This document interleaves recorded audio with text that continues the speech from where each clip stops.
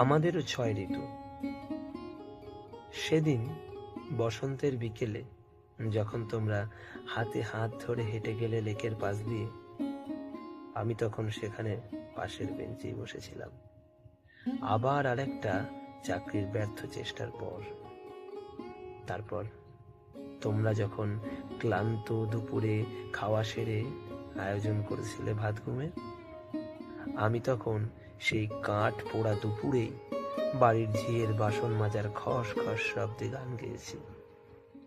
আর বর্ষার দিনে যখন তোমরা কফি হাতে জানালার সামনে দাঁড়িয়ে বৃষ্টি উপভোগ করছিলে, আমি তখন সবে দোকান খুলে বৃষ্টিতে ভিজতে থাকা ফুচকাওয়ালার বুকে কাক ভেজা হয়ে লেপ্টেছিলাম চুপটি করে।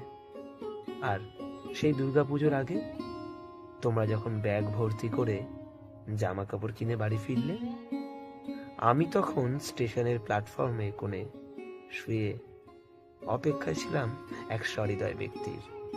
এই বুঝি এলো তার পুরনো সব জামা কাপড়গুলো নিয়ে।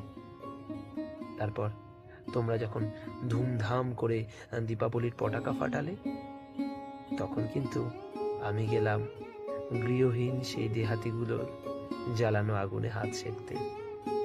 আর তোমরা যখন দার্জিলিংয়ে গিয়ে মোটা জ্যাকেট জড়িয়ে বরফ পড়ার অপেক্ষায় করছিলে, তখন আমি ফুটপাতের ধারে শুয়ে থাকা ভিখারির চাদরের ফুটো দিয়ে উকি দিয়েছি। কি অদ্ভুত, তাই না? তোমাদেরও যা আছে আমাদেরও বা কম কিসে।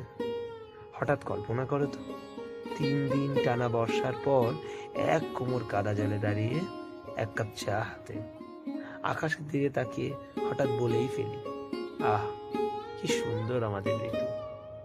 সমাপ্ত।